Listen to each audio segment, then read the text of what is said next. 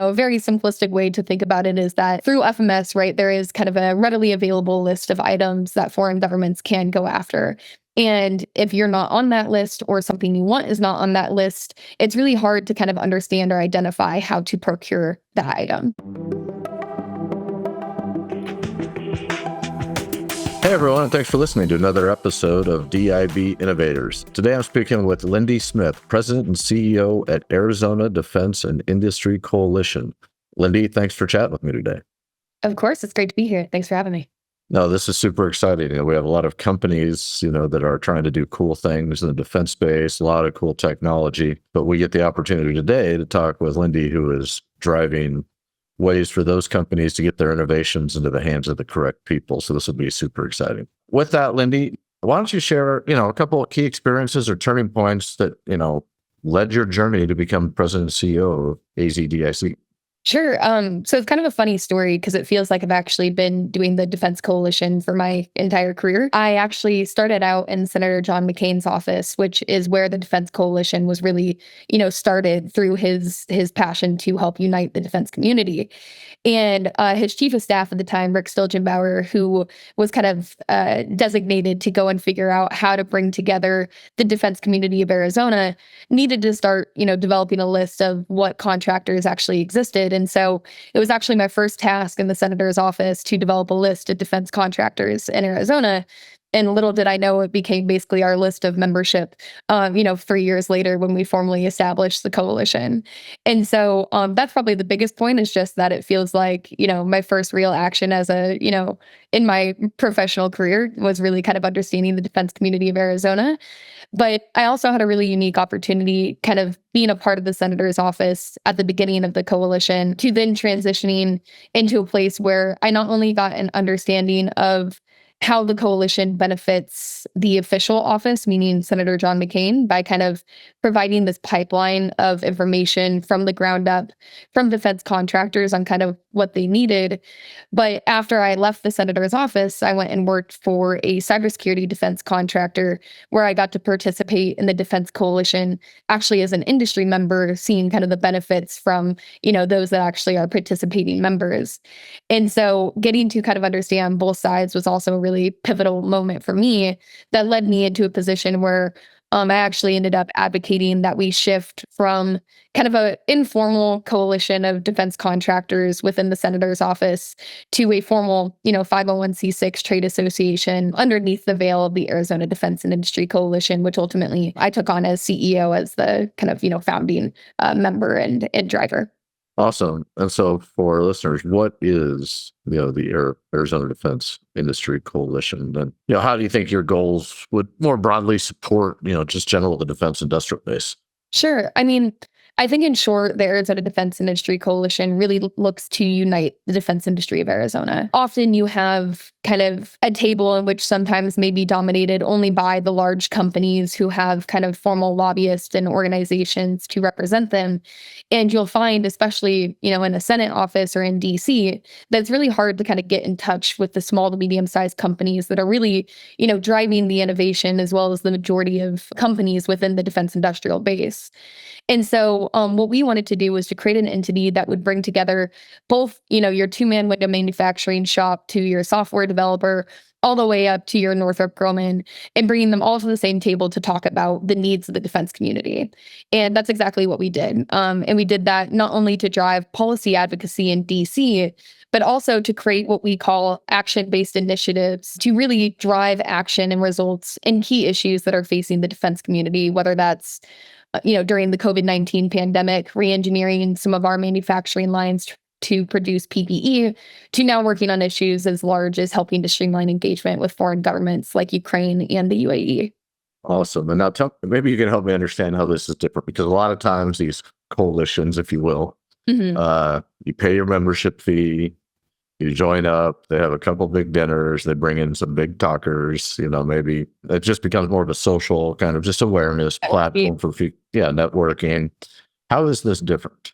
Sure. So the main differentiator is that we don't have formal membership dues. We're not an organization that looks to drive membership checks and kind of cater to whoever's our biggest sponsor. Instead, we do need-based fundraising, which means when we have an action-based initiative, whether that centers around a delegation into Ukraine, a DC fly-in, a regular meeting or working group, we drive and solicit sponsors based off of those action-based initiatives, and it's all optional, and really meant to support the overall mission of AZDIC, not meant to, what I want to say, create a large war chest of opportunity. And the real differentiator, in my opinion, obviously there's operational sides that are different, but for us, we don't do regular kind of, signature events and networking opportunities. Our real engagement centers around action-based initiatives that are formed based off of what industry tells us they need. We establish those regularly every year at our yearly meeting, but we also will develop unique action-based initiatives as different issues arise, like what we did during the first, or I should say, the most recent invasion of Ukraine. That was a key issue that the defense industry was very obviously aware and intent on supporting. And so we had specifically developed an action-based initiative to help understand really what it was that Ukraine needed and how we could rally Arizona defense industry to support, as well as provide opportunity for collaboration with Ukraine for the long run. And so we really pride ourselves on driving action results. There's a place for networking and there's a place for those different events. It's just not what we look to do. Awesome. Well, obviously, it takes a lot of collaboration. You get to Ukraine, but correct me if I'm wrong, we have foreign military sales. Are you working around this? How is this tied in? Because normally it would be odd we're a cybersecurity company. We go to Ukraine and just pitch it to them. That doesn't really work that way. So how does that landscape look like, and how are you navigating that with your members? Sure. So our engagement in Ukraine actually stemmed off of kind of an initiative we had specifically to help basically navigate, or I should say, help to streamline frustrations that existed because of the foreign military sales process. And this actually came a lot from foreign governments that we had met with. We heard two primary kind of concerns with the FMS process as it existed today when it came to foreign governments.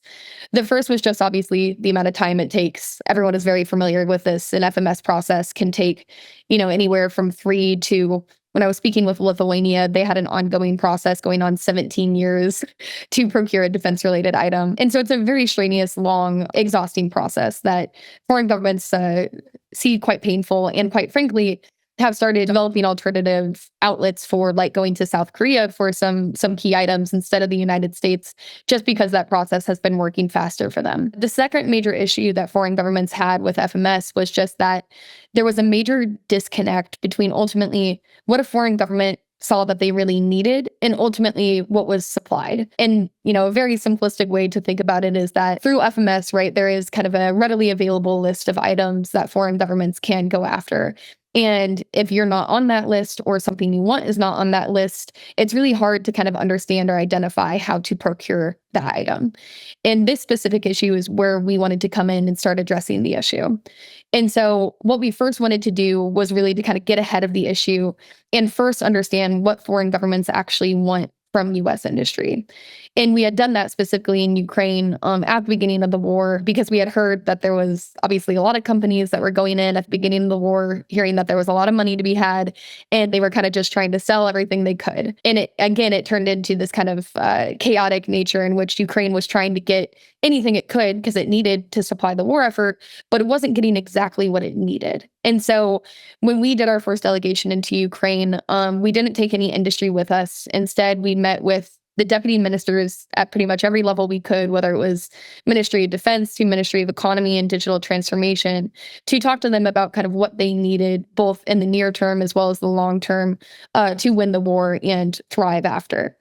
And what we found that in Ukraine specifically was that they wanted not just those items needed to win the war, like munitions and drones and things like that, but they wanted to develop a domestic defense industrial base, because they know that Russia will always be on their border as an enemy. And if they continuously rely on, foreign advocates for their supply, they will continuously be in a place of catch up rather than, a proactive defense, if you will. And so that was really something that we took home as a key mission. And it was also something that was really helpful when it came to the FMS process, because when we looked at opportunities in which we wanted to develop domestic defense industry in partnership with U.S. industry, we found ways in which we could collaborate on production in Ukraine for a final product rather than relying on a final product to have to go through the complete FMS system and ultimately get supplied into Ukraine, which is obviously a much larger process. And so that's a large way in which we've navigated it today. But we've also helped draft letters of request on behalf of foreign countries, specifically for items that weren't originally kind of on the list of readily available items for them, so that they could start that process, though it be lengthy, but ultimately with a product that they really wanted and needed, rather than something they wait 17 years for and it doesn't actually solve the problem. Bureaucracy is real, and so Yes. are power bases. And so I imagine there are players, let's say a prime contractor who has the cornered market on this, is not happy you're moving their cheese. How is that working? Well, we have still great relationships with the primes. And I believe that a lot of them have seen kind of the opportunity in which there is a place to work with us and saying that there's additional advocacy that can be had through our organization. But we definitely get quite a few that say, yeah, like we're good. We can do it on our own. We don't really need you. And we definitely are creating an environment in which there is going to be more players at the table, right? So ultimately, that does mean more competition.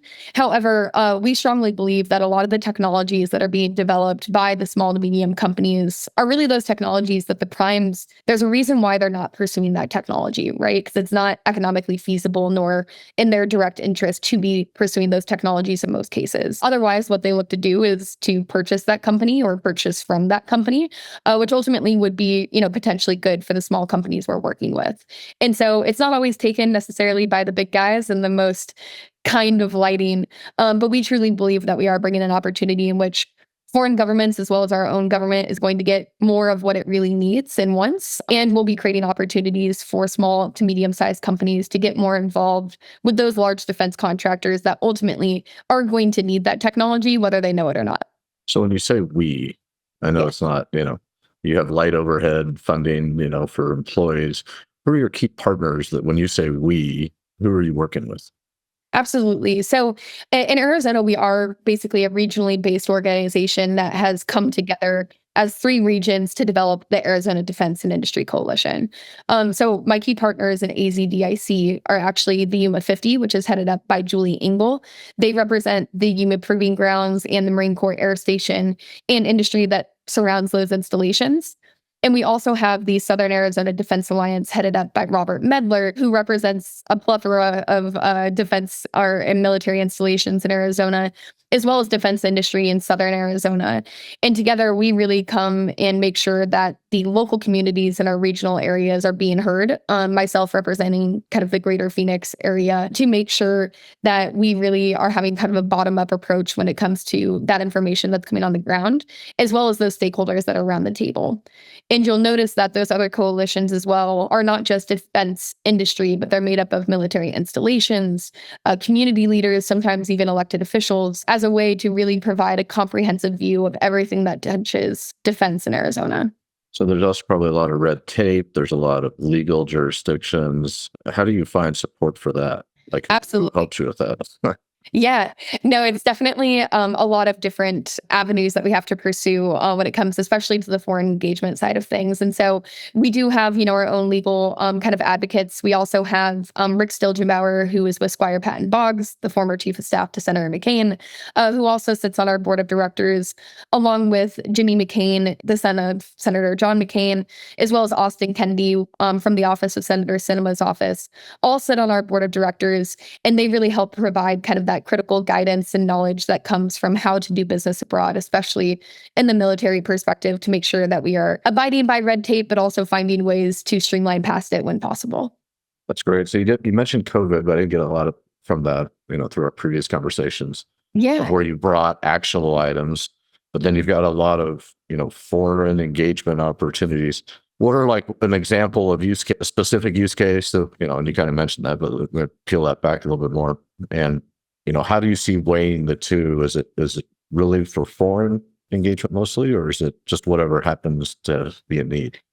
No, it's really what happens to be a need. Right now, obviously, we're very focused on foreign just because the world right now, unfortunately, is quite at conflict. And so we are and have been for the last 2 years really ramped up in our foreign engagement. But we have two things that we've worked on domestically in the last 2 years that I think have been of particular impact. The first has been around the critical mineral supply chain. So this is something that a lot of our members, especially coming out of COVID and then into the war in Ukraine, they saw a massive strain on their access to things like copper, titanium, lithium that were really, integral to their own supply chains and were starting to hamper whether or not they were going to keep up with demand when it came to production. And so this was an issue that was kind of brought to us at our yearly meeting, and we decided was something we really needed to tackle and see firsthand. How do we help shore up specifically the critical mineral supply chain in the United States? And what we had done to start kind of evaluating that process is we brought together not just the defense companies that were facing these issues, but we also brought together mining companies from Arizona, as well as environmental groups and green technology companies that were also facing these supply chain shortfalls. And it was a very interesting group to bring to the table together, quite frankly, because it's not often that you see like a mining company, a defense company, an environmental group at the same table. It sounds kind of like a joke. But it was what we chose to do. And it had its rough patches as we were coming together, but was really necessary to truly understand the whole issue.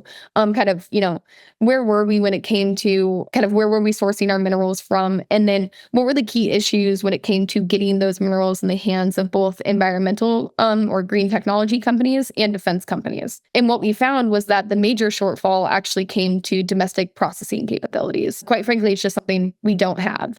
And so we can mine as much copper as we want, which we do a lot of in Arizona, but ultimately almost all of it gets shipped away to China for processing. And what happens in that process is that the byproducts of copper, which many are critical minerals or rare earth metals, are then given away to China through that process and then exported across the world at no basically exchange or charge back to us. And so this not only is a massive shortfall when it comes to the supply chain, but it's also just a massive economic loss for the production that we have coming out of the United States. And so what we ultimately ended up doing was going on a big policy campaign to advocate for putting a larger focus on copper as basically the source of most of our critical minerals in the United States today. And we were able to actually secure copper on the critical mineral list for the Department of Energy, which was a major success that we had, and ultimately is going to help break down a lot of legislative barriers when it comes to advancing opportunities for both domestic processing as well as mining capabilities for copper. We also advocated and continue to advocate for a teaching smelter here in the United States to talk about how we could be doing processing in a more environmentally friendly way, and to do that directly in partnership with our defense companies to make sure that whatever is processed that facility is going directly in the hands of defense contractors or their suppliers who need it. That was a lot, but that's one of our big things that we've worked on for the last 2 years. And then we also did a project around COVID, which I can talk about, but that was critical minerals at least. Yeah, no, that's fascinating. And so actually a group that gets something done. We try real hard. Okay, so let me just take it down to brass tacks. I'm a company that makes an underwater unmanned vehicle. Mm-hmm. I think it's interesting. I think there may be use cases for Ukraine. You also work, so you're queuing up some efforts from other countries, right? Which other countries are you looking at? Absolutely. Well, so we actually are going to have 27 countries that are coming to Arizona in spring next year to talk to us about what we created for Ukraine and how to do it for their countries. So we're well on our way to quickly expanding globally. Okay. Very excited about. But today we are primarily engaged with Ukraine as well as the UAE. Those are our two focuses as of now. Okay. So I've got this technology, this vehicle, whatever it happens to be, and I think there's a use case in Ukraine. I come to you and say, "Hey, how does that transaction work to eventually create something that Ukraine is interested in, and get a contract and get dollars moving and capability sent?" Absolutely. So a lot of what we have done kind of with the Ukraine effort that gets down to kind of the action around the initiative is that when we first did that trip, as I mentioned, we were really focused on kind of what do they need. And then with our members, we basically came back and shared the information saying Ukraine is looking for this capability, this capability, this capability, and started to have companies kind of self-select in and share with us what they do and if they would be interested in working with Ukraine. But we also wanted to take kind of a strategic edge, if you will, to this thought process, because many companies may not be involved in defense today or may not necessarily know how they can help Ukraine based off of just a basic list need, but that we see opportunity for.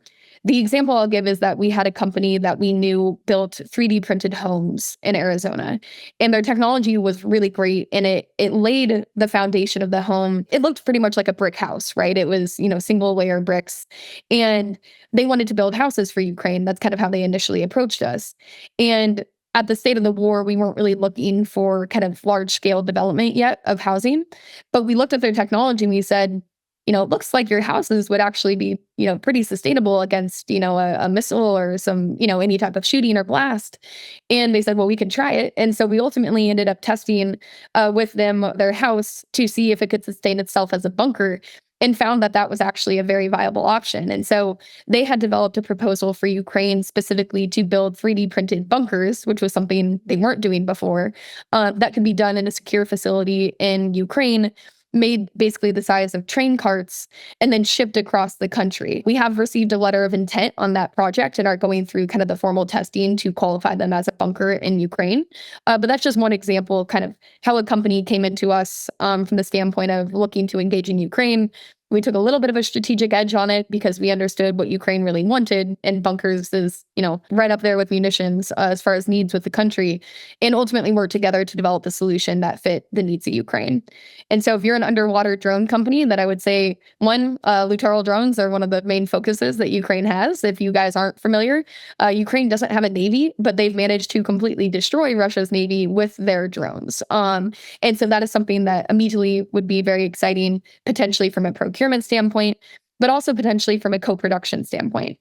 Specifically in the drone space, the US has a lot to learn from Ukraine. Nowhere else in the world can we really see the testing and kind of, I would say, understanding of how technologies operate in modern warfare than in Ukraine. And I hope we never get that opportunity again. But with it happening right now, Ukraine has seen a major opportunity in which they can help companies, their own as well as foreign companies, evolve their technologies way past and way faster than they would be done, in a typical R&D environment here in the United States. And so that's one thing I would always push forward to, is specifically in the drone environment. Let's look at some R&D projects to see how your drone fares in modern warfare, how we could evolve that technology and hopefully have it implemented actually in the war effort. Do you see any problem with companies? Let's say that there's an agreement, they create a manufacturing base over there, with the political nature of allies and, change of administration, just a lot of interesting. Do you see concerns or risks there that companies or you guys are having to evaluate? Yeah, I mean, so a question I get a lot in Ukraine, right, is what about corruption? That's kind of the big question that people tend to center around. And what I can say is that Ukraine has not tried to kind of hide corruption concerns from what I've seen on the ground in country. I also can attest to the fact that Ukraine, because of the engagement that I've had in country, I got appointed by the Ministry of Strategic Industries to sit on the board of Ukrombronprom, which is Ukraine defense industry. And we are actually laying kind of the foundation for how to do defense business in Ukraine. And we are laying down different policies, whether it becomes, anti-corruption policies to IP protections, export controls, that will really set the precedent of how companies or defense companies operate in Ukraine for the future. And so certainly there have been problems in the past. I would say that Ukraine has come a long way, especially during the war, and kind of how it operates, and is a very quick moving country when it comes to those types of problems. And they'll immediately find an issue and address it the next day, or even in the next couple hours from what I've seen. And they're putting the right people in place to make sure that we're setting those policies down in a path that will be sustainable over the long run, and something that, won't go away anytime soon, even, in a potential presidential change. So Arizona, a lot of good tech, a lot of good innovation coming out of Arizona, which is awesome. First of all, are there any specific, as you look forward on the journey, technological advances that this can really help? Are there sectors like, AI, we talked about drone, cybersecurity, space, like where do you see, the particular areas of innovation that are going to grow or have a higher need? Yeah, higher need. I mean, yeah, AI is obviously really far up there, as we all know. I also think that where I tend to focus in Ukraine, and kind of I think has been an indicator of how wars are going to evolve in the future, right, is drones, critical infrastructure, and cyber. right? Those key areas are kind of how warfare will be fought long into the future ahead of us, and it has already been fought in Ukraine. And so technologies that are going to help advance those, three systems are really going to be what's going to drive the defense industry moving forward. Obviously, AI plays a role in all of those areas, but I would also say sustainability is a big part of that. Ukraine had made a really interesting kind of point to me when I first went there. And they had talked a lot about how their energy infrastructure had really been, targeted at the beginning of the war and still is today. And quite frankly, has been, pretty well demolished. And they rebuild really quickly, and they already have rebuilt a lot of systems. And when I was asking them kind of, where they want to go with that energy infrastructure, they had said, it's not something that we wish upon ourselves, but we have an opportunity here in which we can now lead the way and kind of the best way to build energy infrastructure for the future, because they have a clean slate in certain areas to actually build and do so.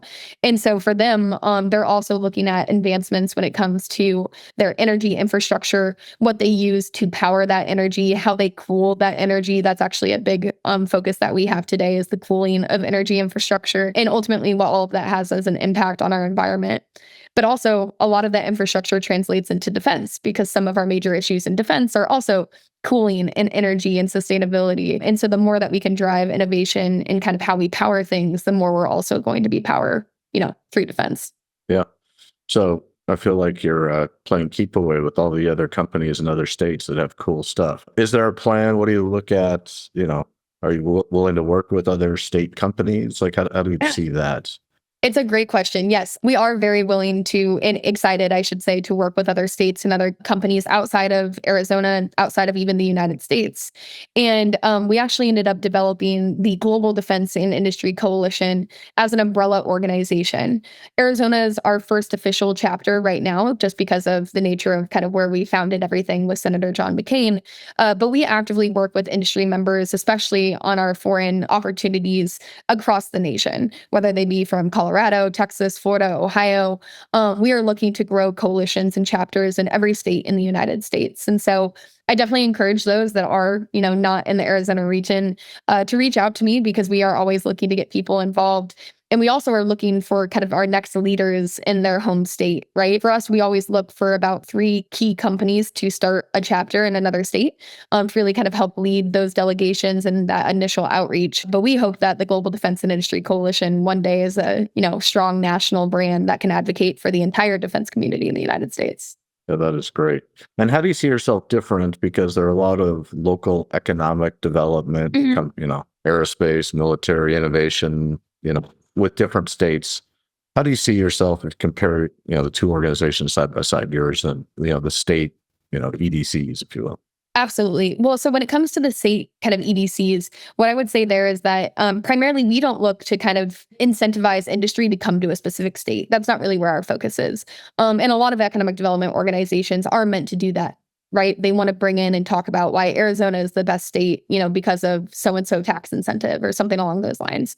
For us, we really pride ourselves on basically helping companies once they already are established as a defense company. And then the economic development folks can do the great work that they do. But we really want to help them thrive and prosper once they're here, or once they're in Colorado or Florida or wherever they go next. And so that's kind of a differentiator on the EDC side. However, there are obviously other organizations, great ones like NDIA, that do, different types of work and coalitions across the country. And we're not looking to recreate the wheels. We're very open to partnerships. We have great relationships with, for example, our chambers of commerce here, as well as our NDIA chapter. And so for us, when we look to expand into another state, if there's an organization that's already doing good business or good opportunities in the way that we're looking to do, we don't want to recreate the wheel. We can create a partnership. We can get them involved in our action-based initiatives. It means that we already have a center source to go to that can start driving action. But in those places that may not have, for example, an action-based initiative, but may have more of kind of those networking circles and things like that, but they are looking to bring a little bit more action to their home state, that's really where we want to establish a strong presence, a unique presence, to say that we are going to be kind of the mover and shaker, if you will, of that state. Do you have relationships, formalized, informalized, with, say our research institutions, colleges, kind of the education side? Great question. We don't have, I would say, like a formal relationship from the standpoint of there's no agreements or anything like that. But I can say that in Arizona, we have active participation from two of our major state universities in our membership. A lot of them bringing together different opportunities, whether it be for kind of collaboration to help bring startups, through the university to help evolve that technology, to also them proposing their own solutions for foreign engagement, which we actually saw out of the University of Arizona here. They submitted 16 different proposals for R&D projects for Ukraine, from long COVID solutions to demining efforts. So they've been great, and we're really appreciative of them. But we do look to continue to foster those kind of academic partnerships. A lot also because a lot of issue that we hear today in the defense community is workforce development. That is one of the major issues that faces the defense community. And if we don't have a keen relationship with our academic institutions and kind of where we need to build that workforce of the future, we're going to be severely challenging ourselves, 10 years down the line. So that's just another reason in which we need and have that relationship. Absolutely. So you've got a great mission, a bold mission. Where do you see the biggest challenges are currently and that you expect to see in the future? Good question. So for us, it's always been kind of our driving mission has really come from Senator John McCain, right? And Senator was really a unique individual when it came to inspiring people to kind of get things done. I can't curse probably on this podcast.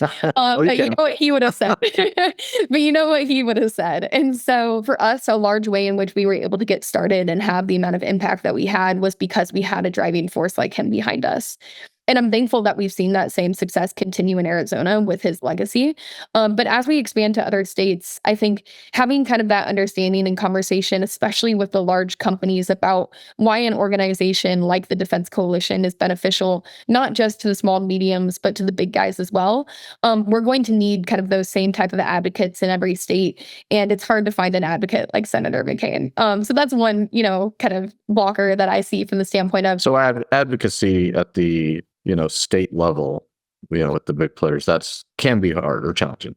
It can be challenging. And we've seen great buy-in from different officials in kind of coming on board. I mean, Senator Sinema has been a great champion for us following Senator John McCain, and Senator Kelly has also been in Arizona.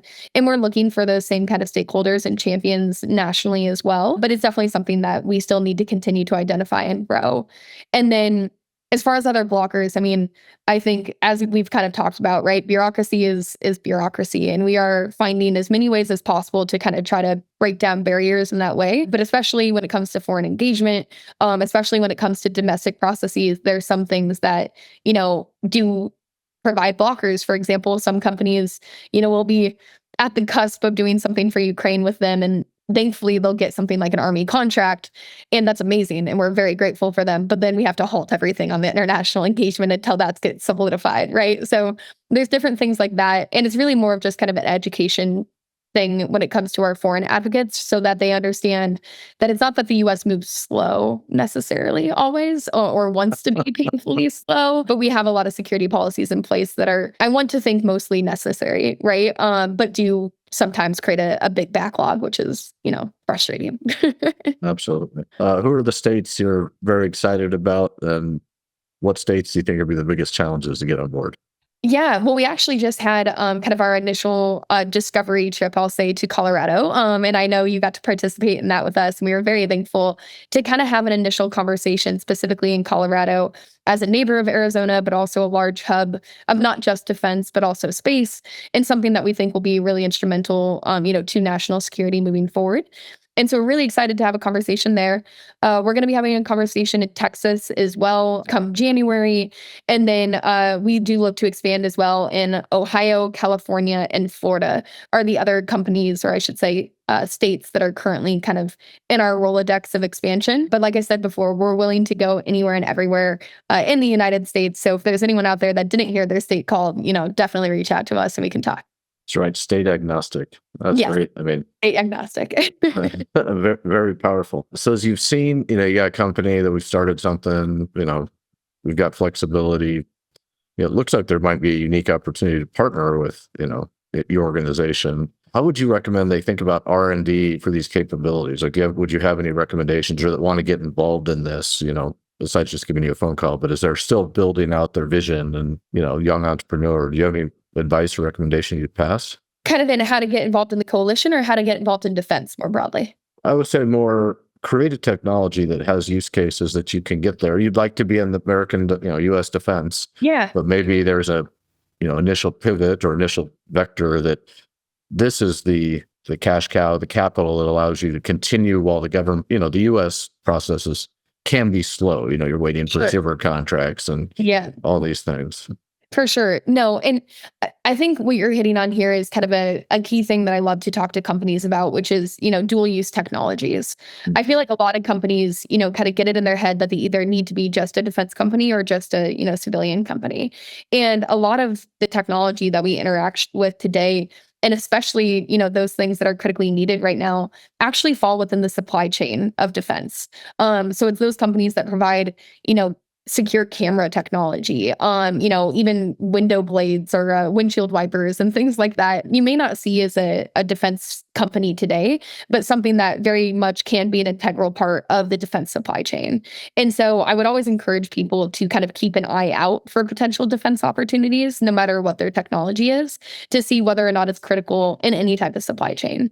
For those companies that have kind of a more innovative technology that they believe do have, large applications in defense, it can be, like you had mentioned, a very painful, long process to do business with the Department of Defense or, generally speaking, the federal government. And I would just say that, I encourage people as much as possible not to give up hope, to find, where they may be able to, help get some easy wins in the civilian sector first, but to continue to involve those technologies and to ask, those federal agencies what it is that they really need that you can kind of help gear your R&D toward so that you can still have that arm and that possibility, because it can be a very fruitful one, but it does definitely take some time to get there. And utilizing resources, whether that be like SIVR grants and things like that, are definitely things that can help you. And also something that we would definitely recommend kind of reaching out to us, and we can kind of help evaluate potential opportunities, whether they be domestically, or we've also seen opportunities in which foreign governments sometimes have been quicker to adapt for R&D funding than domestic ones. And we could also potentially help source potential opportunities elsewhere as well. Though we obviously love to keep that here in the United States and, born and raised, if you will, here in Absolutely. All right. So looking ahead, what is, AZDIC's top priorities, and how do you see, you mentioned a little bit, but maybe just touch base again. How do you see the coalition evolving, over the next 5 years to meet the new challenges? Yeah, I think top priorities, as I mentioned, we kind of do these yearly evaluation of different priorities. For the last 2 years, we've been hyper-focused on supply chain and foreign government, or I should say procurement at large, whether that be domestic or foreign. And then we are now starting to build basically our priorities for the next year as we roll into the next National Defense Authorization Act, where a lot of our priorities tend to center around. And we are seeing very similar concerns still around supply chain and procurement, but also in workforce. That's a large topic that continuously comes up that we're looking to provide a solution for. And specifically, a mature and skilled workforce is typically where we see the frustrations, right? People can get employees, but they're not necessarily the employees fit for the job. And so what we are actually looking to do is to start a nonprofit to help veterans pursue careers in defense. As we see a large, population of our employees do tend to come from the veteran population. And it's something that we know to be very underemployed, which means veterans are constantly taking jobs that they're overqualified for. And with just a little bit more training, they could actually position themselves into a very sustainable, high-level career within the defense community. And so our nonprofit will help fit them, with careers in defense, but also provide them opportunities to intern with defense companies and really get a good understanding of kind of where they can fit and where they can grow. So that's one of our major priorities. But we also look to expand, as I've mentioned, our foreign government engagement. Right now, we're obviously very focused on Ukraine because of the war effort. We hope, that will end swiftly and in favor of Ukraine. But we also are looking to streamline engagements with foreign governments, even those that aren't at war. And so we do look to expand that, and we'll be doing that as part of a large delegation of foreign countries that we have coming in the spring, which we are looking to invite companies from outside of Arizona to join us for. So please keep an eye out, and we'll be happy to share kind of the ability to come and participate in that event.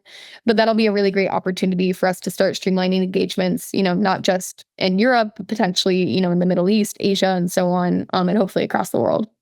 Yeah, some very noble and needed actions, vision. So that's great. Well, this has been awesome. Before we wrap up, anything you'd just like to, summarize with or highlight? No, I mean, really, I just want to thank you for the time. It's always great to be able to connect with those in the industry and leaders in the community. And I would just say that, I encourage people to ask questions, to get in touch, to see how they can either support or get involved, and know that we're a big organization that prides itself on kind of you get out what you put in. We're not an organization that's going to kind of pepper you with monthly meetings or things to kind of keep you More busy. emails, more spam. Or emails. We're really, an organization that if we have a good understanding of what your goals are and where you're looking to go, we can help tailor opportunities to focus on what those needs are and what actions are needed to actually help them. And so get involved, be as open as you can be and transparent, and we'll hope to drive action in the areas that are beneficial to you. So I think I'd like to highlight, when you have, what was it, 27 countries? 27 countries, yeah. 27 countries come out to Arizona. It might be an opportunity to participate. So if people want to follow that, get in touch with you. Yes. There's a lot of opportunities, I think, that exist and will continue to grow. How best would they do that? Yeah, so you can go to our website, defensecoalitions.org. There's a contact form on there if you'd like to just submit your information. I'm also on LinkedIn, whether it be Lynndy Smith. You can just message me directly, or you can go to our Arizona Defense and Industry Coalition LinkedIn as well and message there. We'll make sure to take your information and get you on our list so you can get communications about that foreign delegation coming in, because it's going to be a very big one, not just focused on basically defense procurement, but also trade and economic development back and forth, as well as some potential offset solutions, which I know a lot of people are interested in. Oh, yeah. So we definitely encourage people to get involved. That's fantastic. Well, I really appreciate what you're doing for, our country, our allies, our companies, our defense industry. So it is awesome. And it's obviously been a pleasure getting to know you, but thanks so much for your time. Of course. Thanks for having me. Appreciate it. Absolutely. So we'll grab a beer next time together. Thank you. Love it. Take care. Thank you.